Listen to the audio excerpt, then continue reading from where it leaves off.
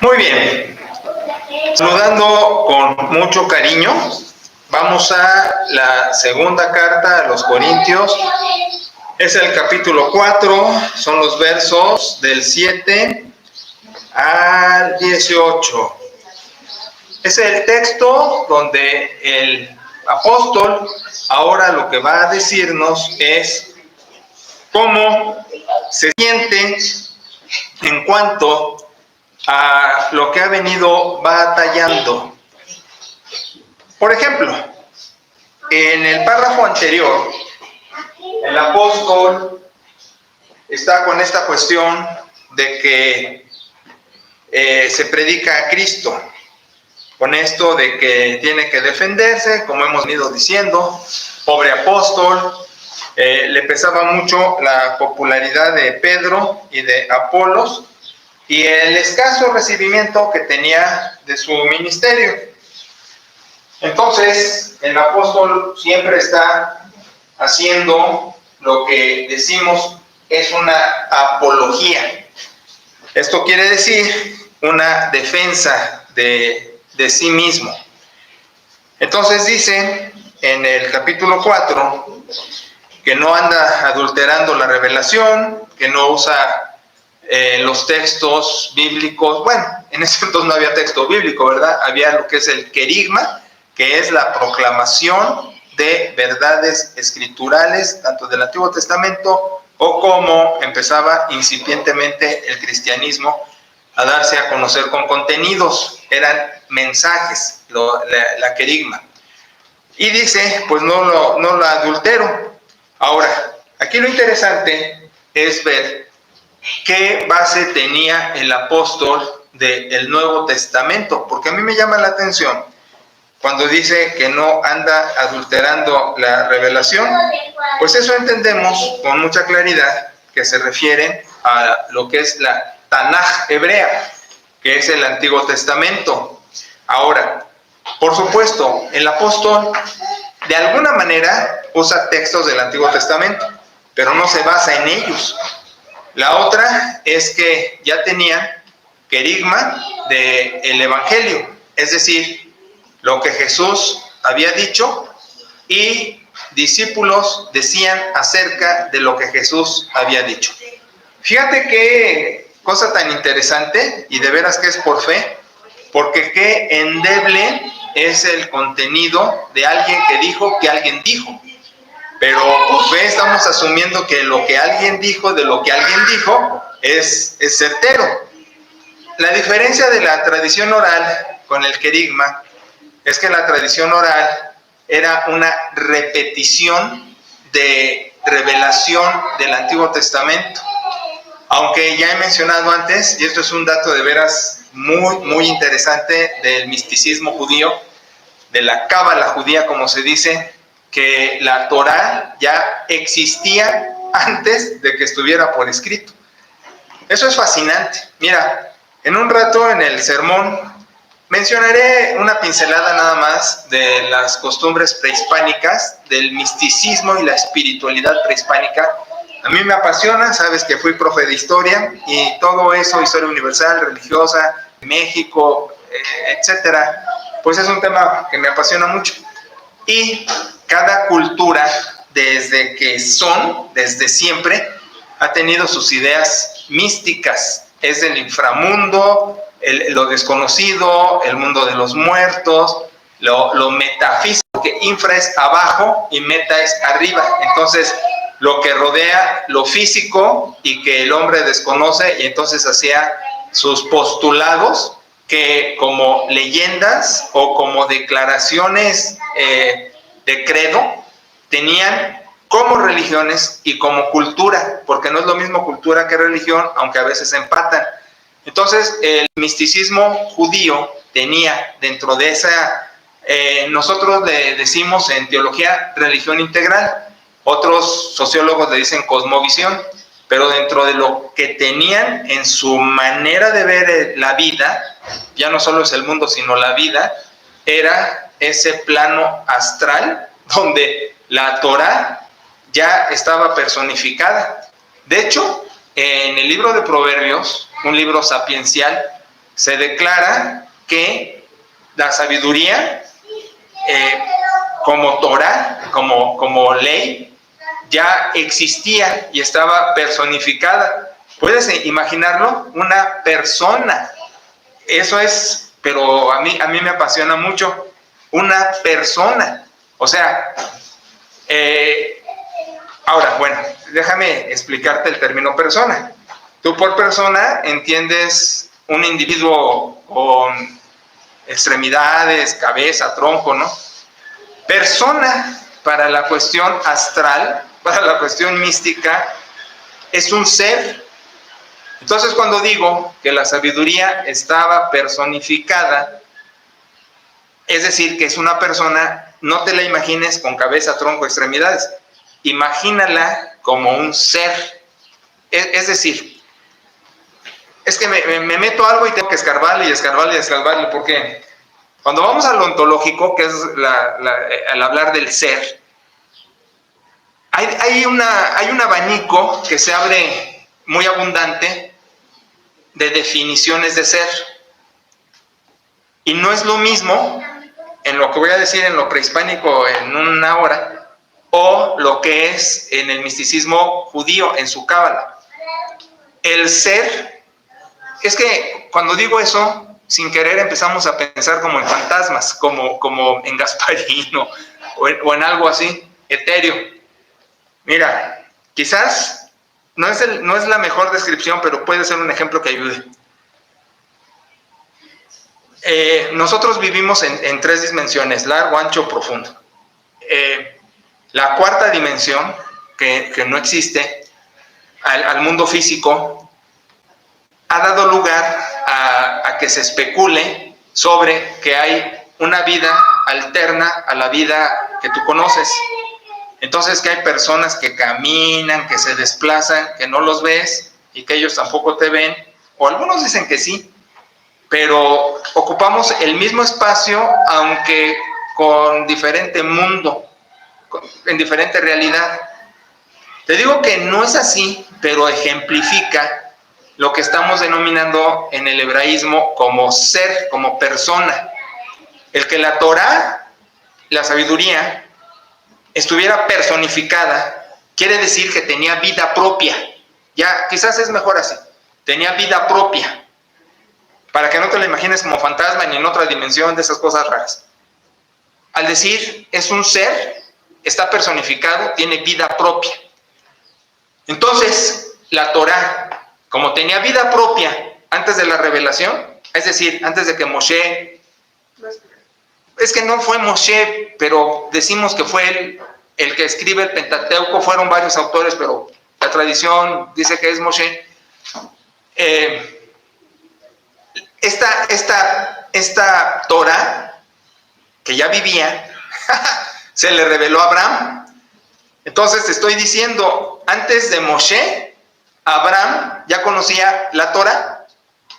Y Proverbios dice eso, que la sabiduría es desde siempre, etc. Entonces, con todo ese verbo, te estoy diciendo que es fascinante el mundo astral, lo místico, lo que hay en la mente de la persona para describir realidades. Y esto sí nos afecta en la impresión de la escritura, porque cuando tú lees la Biblia, Antiguo o Nuevo Testamento, y te vas con la finta de que lees con claridad lo que está allí, se te está pasando lo que hay tras bambalinas. Y tras bambalinas hay un mundo, pero un mundo desconocido. Mira, es como el que ve el mar, y por ver el mar, cree que ya lo conoce. Pero el que se avienta a bucear, ni siquiera a nadar encima, sino bucear a los corales, la profundidad, y empieza a descubrir la vida que existe dentro del mar y que es apasionante también, y el mundo de vida que existe con todas las especies que hay. Es más o menos lo que te quiero decir. Tú cuando abres la Biblia y la empiezas a leer, estás viendo el mar, pero no te das cuenta tras bambalinas, metiéndote en profundidad todo lo que existe. Entonces, cuando los escritores ponen un término, ponen una descripción, una frase, en la exégesis hay que ver que trae todo atrás, impregnado en su cabecita, que lo está poniendo para que no te vayas con la pura letra, sino todo el contenido y el significado que hay en cualquier declaración. Todo esto es para decir, el apóstol usaba tradición oral, que no era solo la Tanaj, no solo el Antiguo Testamento, sino también las ideas místicas, esto de que la Torá ya existía antes de estar por escrito, y también el querigma. Y el querigma es lo que decían que dijo Jesús u otro de los personajes cercanos a Jesús. Entonces, esto es fascinante en el trabajo bíblico, porque aquí hay dos posturas. El ingenuo, que a la letra de lo que ve en una versión en castellano dice, esto dijo Diosito y sí, lo creo, y ponemos palomita, está bien, aunque le falta un mundo de conocimiento. Y el que es estudioso y sabe todo lo que hay detrás, pero es la misma fe que te dice, si escribieron lo que dijo alguien, lo doy por válido, porque al final Dios está en su trono ejerciendo el mismo dominio para que la verdad revelada llegase a estar escrita. Entonces, hay dos caminos. El que a ciegas dice, yo sí digo que esto lo dijo Diosito en boca de fulano, está bien, palomita. Y el estudioso que dice, no, yo sé que no lo dijo este autor, sino lo dijo alguien que interpretó al que dijo de lo que dijo Jesús, pero es la misma fe que dice, es válido. Todo esto para que el apóstol dijera, no adultero la escritura. Yo las letras rojitas. Me aferro a que las... Y está bien, palomita.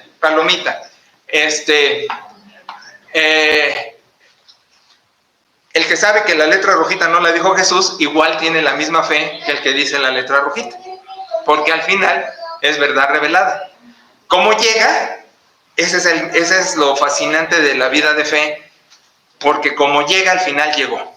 Entonces el apóstol es lo que dice, no andamos adulterando esta revelación y no me predico a mí mismo, aunque en la apología que tiene que hacer permanentemente se está defendiendo a sí mismo.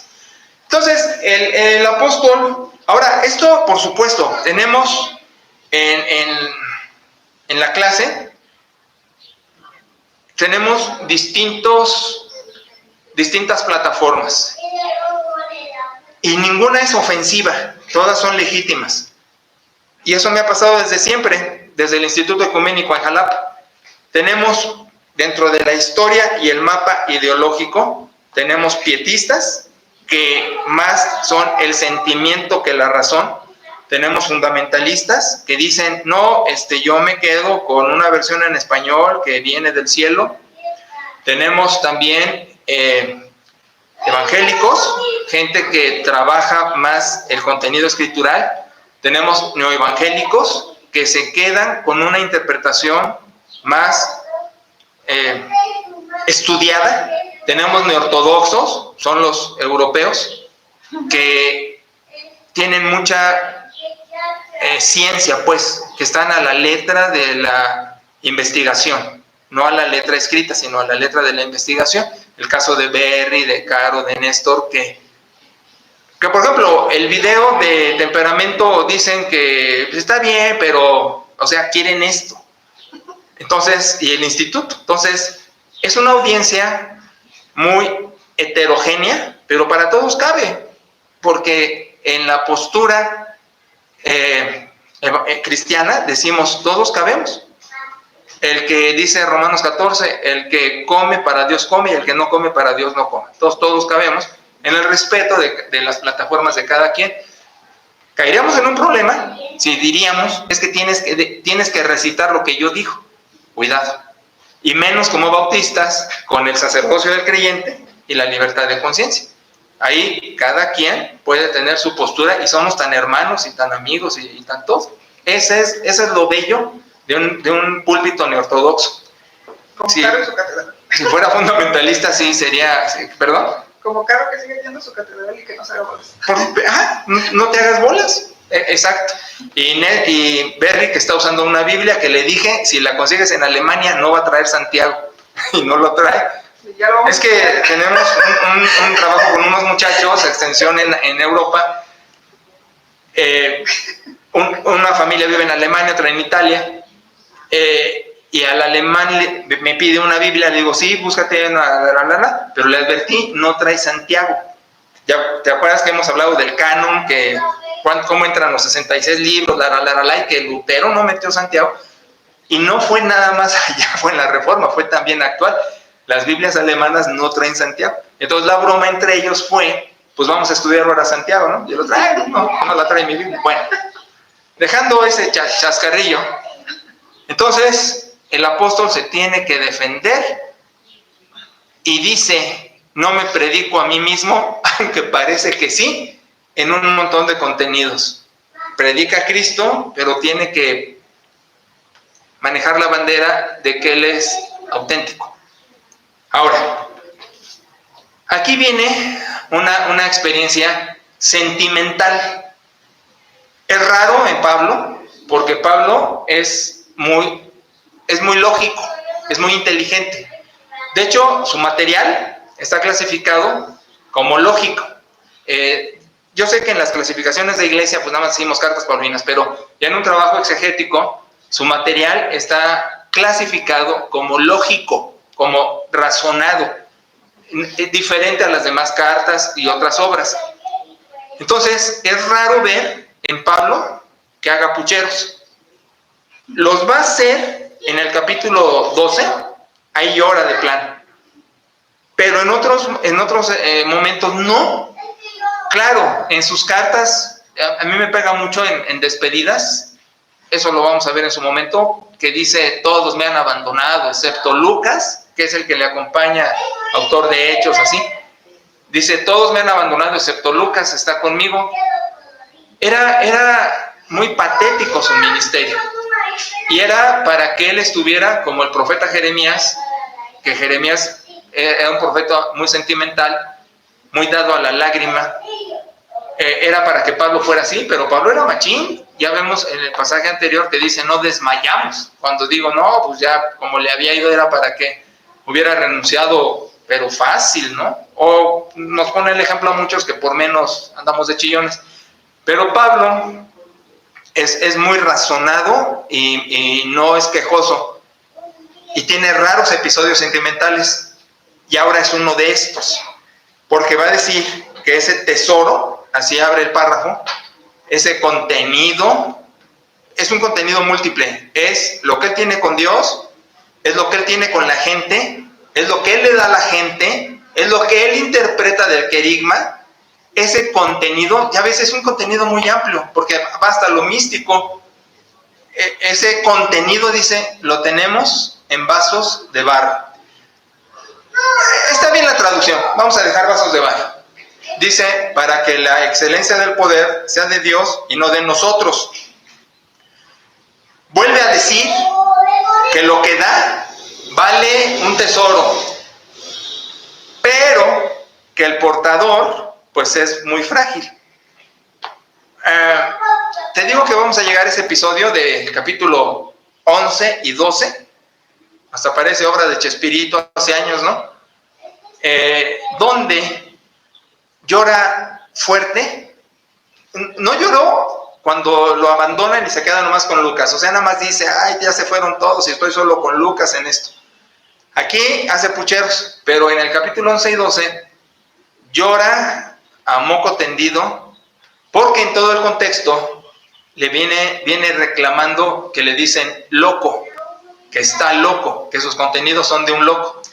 Por eso en el capítulo 12 maneja eso de que un mensajero de Satanás, que lo abofetea, que 3 veces le ha pedido al Señor que lo aparte, y mucha gente se ha hecho bolas, que si era que estaba enfermo, que si tenía suegra y lo acompañaba, que era lo que sufría, y no ven el contexto es tan obvio, porque va diciendo, toleren mi locura, si me llaman loco, si dicen que estoy loco, si lo que doy no les sirve, es el descrédito.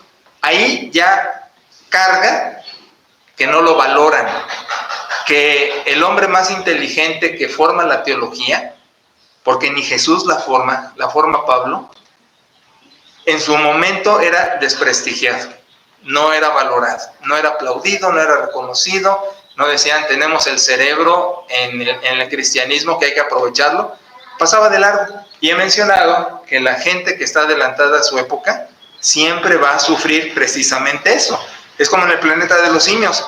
Llega el astronauta, el físico, el que sabe de eso, y llega y ve puro chango, pues los changos no le van a entender. Entonces, todo hombre con un IQ alto, en la rama que sea, hablando de changos, no en la rama que sea, siempre va a estar desacreditado. Es hasta después, cuando lo alcanza la historia y dicen, ay, este era pieza. A todo mundo le pasó, en todas las épocas. Y Pablo, pues por supuesto, no es la excepción. Entonces, el tesoro en vasos de barro. El llamado de Pablo a predicar es una estafeta muy interesante, ¿no?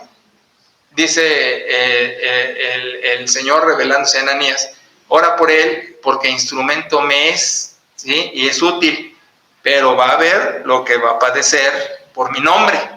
Y pues el descrédito, persecución, un montón de cosas. Qué sentencia, ¿no? Y uno diría, bueno, Dios es sádico, le gusta que alguien en particular sufra por él. Pues hay declaraciones en teología muy fuertes, te voy a decir algunas son de mi creación. Yo he mencionado en algunos escritos teológicos que Dios es el Dios que mata a sus hijos, hablando de Jesús, por ejemplo. Son declaraciones muy crudas, son muy fuertes, son de hecho impactantes, el Dios que mata a sus hijos, pero la realidad es esa. Por ejemplo, Jesús lo dijo. Jesús lo decía poéticamente. Jesús decía, si el grano no cae y muere en la tierra, no puede salir el arbolito y la fruta, la flor, todo eso. Entonces, para vivir hay que morir. Ahora, no estoy hablando de reencarnaciones ni esas cosas. Lo que estoy diciendo es, para encontrar el verdadero sentido de la vida, hay que entender el verdadero sentido de la muerte.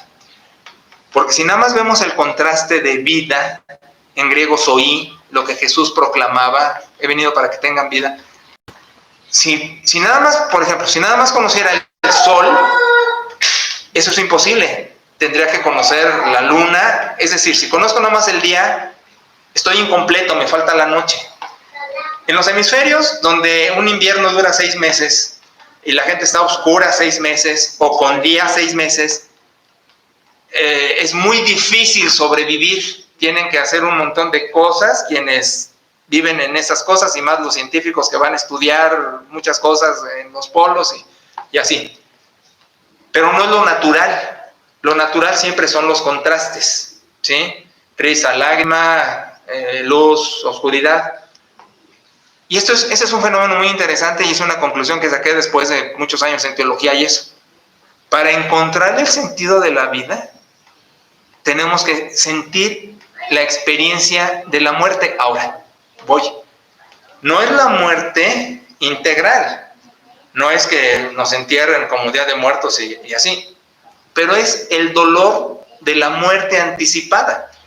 Y el dolor de la muerte anticipada, por ejemplo, en Pablo, es todo esto de la carga ministerial sin recompensa. El cerebro de la teología, sin crédito. Aparte, persecuciones y así. Jesús mismo, para vivir, murió en la cruz. Ese es el ejemplo más extraordinario, universal. Él lleva radicalmente lo que estoy diciendo. Y todos los demás, profetas, apóstoles, discípulos, misioneros, pastores, lo que sea, gente adelantada a su época incluso, no que esté en cuestiones religiosas, han tenido que morir para vivir, han tenido que experimentar el dolor de alguna forma y muy profundo para sacar la perla.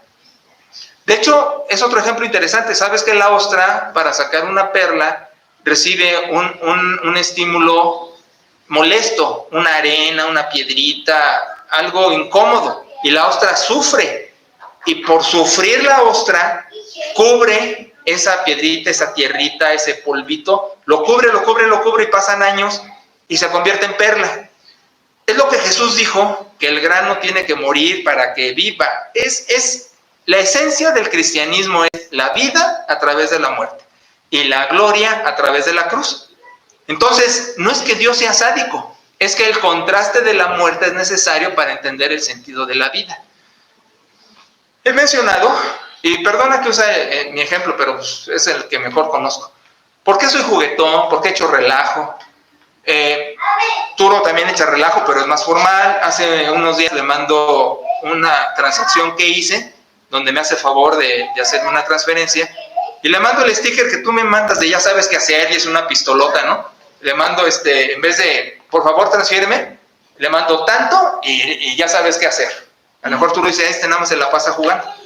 La cosa es que he decidido ser así, aparte de que pues ya lo traigo, por tanto dolor, porque aunque las ovejas padecen ovejas, las ovejas padecen, el que hayamos llevado 4 décadas enterrando niños, viendo divorcios, viendo adulterios, enterrando jóvenes recién casados, enterrando ancianitos, despidiéndolos en su lecho, y otros problemas, pecados, gente que da o sea, hay una miscelánea de cosas que provocan mucho dolor y hacen una de dos: o te amargan o renuncias, y la decisión es ni una ni otra. Mejor un espíritu alegre, agradecido, que da riqueza, y no queja, que da pobreza, en el sentido integral de la vida. Porque es necesario el dolor para que surja la alegría, la felicidad, y es necesaria la muerte para que surja la vida. Y es lo que está diciendo el apóstol: este tesoro lo tenemos en vasos de barro para que la excelencia del poder sea de Dios y no de nosotros. ¿Por qué? Y entonces viene todo el rollo que ya me aventé. Estamos tribulados, pero no en todo, mas no angustiados, en apuros, mas no desesperados, perseguidos, amparados, derribados, pero no destruidos, llevando en el cuerpo siempre la muerte de Jesús, para que la vida de Jesús se manifieste en nuestros cuerpos. Entonces ya te expliqué todo esto con todo el verbo anterior, porque nosotros que vivimos siempre estamos entregados a muerte por causa de Jesús, para que también la vida de Jesús se manifieste en nuestra carne mortal. Te está diciendo todo lo que ya dije. Si no sufres, no vives. Si no sabes llorar, no sabes reír. Si no sabes llevar la cruz dolorosa, no sabes experimentar la gloria, la resurrección. Si no sabes lo que es el dolor, cómo te alegras en Cristo y eres una persona feliz y dicharachera. Eso es todo el rollo que se está aventando en la plaza. De manera que la muerte actúa en nosotros y en nosotros la vida. ¿Te fijas? Ya te lo expliqué. Entonces dices, pues ya cállate, ¿no? Bueno, pero teniendo el mismo espíritu, hablamos, porque el que resucitó al Señor también nos resucitará. Ya se está yendo más allá, pero al fin está diciendo la sustancia que ya te mencioné, que eso es súper interesante. La vida se disfruta a través de la muerte. Y vaya ironía, en un rato vamos a pasar un video que trae el elemento del presente y el elemento místico prehispánico sensacional. Sensacional. Mira, perdona que use el ejemplo, pero di clase de teología, di clase de historia de la teología, di clase de historia del cristianismo, di clase de historia universal, pero también di clase de historia de México. Y no hay nada más apasionante que la historia de México, porque si el hebreo traía su cábala y su misticismo, lo que es el mexica, lo que es las tribus, las razas prehispánicas, son extraordinarias. No hay nada que se le parezca. Y esto del Xoloitzcuintle, el perrito que va guiando al muerto del inframundo para regresar el 2 de noviembre, se mezcla el presente con eso. Es tan romántico, es tan bello. Ahora, nosotros sabemos que eso no sucede, pues no estoy diciendo que pase, pero estoy diciendo que es una cultura, es una cuestión cultural, religiosa, extraordinaria. No hay en el mundo, porque incluso los celtas tuvieron hace poco igual una fiesta precursora del Halloween y también con antorchas, pero nada se parece ni por poco. Mira, te lo voy a poner de otra manera y va a ser quizás ofensivo. En el país, muchos ponen sus altares y el Día de Muertos y la celebración, también por cuestión comercial, pues no son tontos, turismo. Pero en ninguna parte del país ni siquiera en el Estado de México, en el famoso Mixqui o como se llama eso, hay lo que hay en Pátzcuaro, la isla de Janitzio y alrededor. No existe, no hay nada que se le parezca. Por más que respetuosamente Marta y Yola en Veracruz se hagan cosas, y en otros lados, Keilita en Puebla lo ve, los europeos allá con sus ondas de Halloween, Monterrey, en todo el país hay, todo hay, pero nadie lo hace como se hace en Michoacán. Así digo que a nivel mundial, todas las celebraciones místicas que existen no se comparan a lo que hay en México. Así de ese pelo. México es el campeón en ese misticismo romántico extraordinario. Entonces voy a pasar un video mezclando el presente y mezclando esa cuestión prehispánica del juntar al vivo con el muerto. Es tan bello, es tan romántico, es tan profundo que la verdad es para llenarnos de orgullo y de ese romanticismo de nuestra raza. ¿Qué contenido tenemos en espiritualidad? Ahora, que eso, al llegar al Evangelio y llegar a la iglesia, lo traiga revuelto en la cabecita, también es otra cosa con la que luchamos. Es lo que decimos, desmitologizar todas las ideas que la gente trae de un montón de cosas y centrarlas en un caminito. Pero bueno, eso es otro boleto. Entonces, la cuestión aquí es que el apóstol ha dicho lo que ya eché en 20 minutos. Por la muerte conozco la vida. Pero viene el calzador. El calzador que emplea el apóstol es como que sin querer queriendo, diría el Chavo del Ocho, ponerle un zape a la gente, ¿no? Porque mira, te voy a decir algo. Cuando uno dice, ay, hago mi nubecita, y quiere estar en cualquier otro lado y no tener nada que ver con la gente y así, todo eso, la gente le diría, pero es que le estás sirviendo a Dios. Pero el servicio a Dios no opera sin servirle a la gente. Tú no puedes servir a Dios sin servir a la gente. Eso es un logismo imposible de dar. Nadie puede irse al cerro y decir que sirve a Dios, como eran las cuestiones de la contemplación de la gente, de los ascetas y de los monásticos en principios de la era cristiana. Nos vamos al cerro y ahí estamos contemplando y estamos sirviendo a Dios. Eso es mentira. El servicio a Dios tiene que llevar encarnación. El mayor ejemplo lo dio Jesús. Sirve al propósito redentor, se encarna. Encarnación es, para que me explique bien, asumir una responsabilidad que no tomarías por ti, que viene del cielo, pero que es una responsabilidad que te implica un esfuerzo para estar en ministerio con la gente. Y ahí viene el guamazo. Todas estas cosas, dice el verso 15, padecemos por amor a ustedes. El reclamo, yo estoy sirviendo a Dios, es una cosa complicada, es difícil, tengo descrédito, no me valoran, pero lo hago porque los amo. Se ama a Dios y en consecuencia los amo a ustedes, porque es una responsabilidad que me dio Dios para hacerlo entre ustedes. Entonces, el que se va al cerro para servir a Dios, pues no.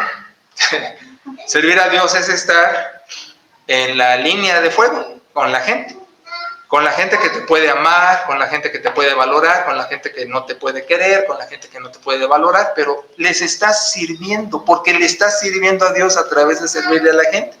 Todo eso lo padecemos por amor a ustedes. Ese tesoro en el vaso de barro que sufre porque quisiera que fuera de otra manera, pero no. Hay otra experiencia muy interesante del apóstol en Romanos capítulo 8 alrededor, cuando dice, y es una expresión muy interesante, pero para tu tranquilidad, dice lo siguiente, dice el apóstol, quisiera ser yo anatema por mi pueblo, para que los judíos estuvieran en el reino, pero luego en su lógica llega a la feliz conclusión que voy a decir en el sermón en un ratito. Dios ya nos incluyó a todos. El asunto es este. Anatema era una ofrenda que echada a perder como una comida. Por ejemplo, compraste tú una comida muy rica, y hace calor y se descuidó y no se metió al refri y se echa a perder y ya te sabe feo o te puede hacer daño y ya la tiras. Anatema es una ofrenda a Dios que se echa a perder por la razón que gustes. Hay muchas, ahorita no entro a ellas, solo se echa a perder y ya se convierte en maldición. Entonces, por eso anatema se usa más como maldito, cuando en realidad es una ofrenda, pero una ofrenda echada a perder. Dice, quisiera ser anatema por amor a mi pueblo, pero luego entra en una lógica interesante. Dice, sin embargo, Dios endurece a... Bueno, ahora, Pablo habla con naranjas y manzanas, es más profundo que eso. Así concluye, dice, ¿quién puede entender la mente de Dios? Es profundísima, pero dice, Dios llega a los judíos para llegar a los gentiles. Ahora, los gentiles llegan a los judíos, pero al final rescata a todos. Me has preguntado, ¿el rabino qué? El rabino está en el reino. Para que estés tranquilo. Está el rabino con Raúl jugando cartas como jugábamos en Jalapa, hija, para tu gusto, pues.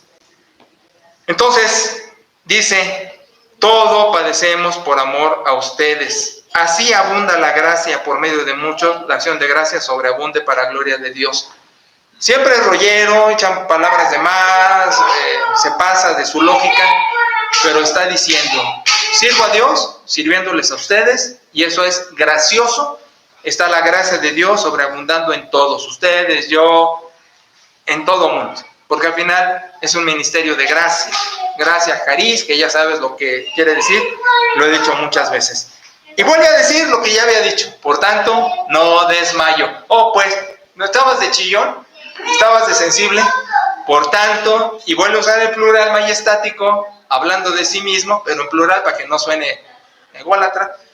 No desmayamos, porque es verdad, nos desgastamos, nos cansamos. Un día me preguntan en Guadalajara, después de los 3 cultos y 3 predicaciones diferentes, estaba ya en la noche en el hotel así, y llega y me dice una de las esposas de los colaboradores, oye, ¿tú también te cansas? Hablando de que ella se cansaba, de que dio clase a niños, algo así. Oye, ¿tú también te cansas? No. Todo hace tiempo me preguntó, porque dije, no mando audio los lunes, o mando de martes a viernes, y me dijo, ¿y por qué los lunes no? Pues porque me canso. O sea, dice la de Guadalajara, ¿tú también te cansas? No, yo soy de acero. Dice, nos desgastamos, dice Pablo, el interior se renueva. Entonces hubiera dicho la de Guadalajara, y tú no, pues renuévate el lunes, ¿no? el interior se renueva cada día, ¿no? Y luego dice, me fascina Pablo. Dice que carga un piedrón. Dice, ¿por qué esta leve tribulación momentánea? Porque todo este verbo de lo pesado que es, el tesoro en vasos de barro, lo frágil el ministerio, la gente, produce un excelente y eterno peso de gloria. ¿Qué dice? Me fortalezco internamente, aunque puedo estar enfermo. De hecho, se dice que tuvo algunas enfermedades. Bueno, me desgasto, pero me renuevo con nuevas fuerzas, como dice Isaías 40, nuevas fuerzas, porque no miro las cosas que se ven, sino las que no se ven, porque esto es temporal, porque lo que no se ve es eterno. ¿Qué dice el apóstol? Déjame ponerte este ejemplo. Como el que anda en un campamento y no tiene su baño, no tiene su regadera, no tiene su agua caliente, le pican los mosquitos, tiene que comer pura lata, pero dice, esto dura, ¿qué? 3 días, 5 días de campamento, y luego regreso a casa, ya a mi camita, como Checo cuando regresábamos, ¿te acuerdas de las giras que hacíamos? Ay, mi camita, decía, ya ves tu agua caliente, todo lo que tú quieras y mandes, ¿no? Es lo que dice. Por más que sufra, por más que me cueste trabajo, por más que sea difícil, por más que servir a Dios signifique servirles, por más que para vivir tengo que morir con mis desgastes, mis luchas, esto es leve, es momentáneo y yo le apunto a la gloria. Mucha gente no me entiende cuando digo que yo ya me quiero morir, porque dicen, ay, fatalista, suicida. No. Me gusta la vida, disfruto a mi vieja, disfruto a mis hijos, a la coques, al nieto. Disfruto todo, mi ejercicio, disfruto todo, predicar, enseñar, disfruto a la gente, la que me ama y la que no me ama, disfruto todo. Pero cuando digo que me quiero morir, es como si ahorita me dijeran, oye, te tengo un DTP, viaje todo pagado, ¿a dónde quieres? No, pues al río de la Riviera, Nayarita, es el que más me gusta. Y me trae muy buenos recuerdos. Tengo un viaje todo pagado. En la suite donde hay jacuzzi, ¿te acuerdas que me dieron a mí una vez esa? Donde hay jacuzzi, todas las bebidas que quieras, el buffet, los restaurantes nocturnos, la variedad. Lo tienes, es tuyo. ¿Cuándo? ¿Me explico? Cuando comprendes a la letra o por exégesis, ignorante, estudioso, cuando comprendes lo que es el reino, lo que es Cristo, lo que es la divinidad, lo que ofrece, las promesas, el reino, lo que significa, me quiero morir.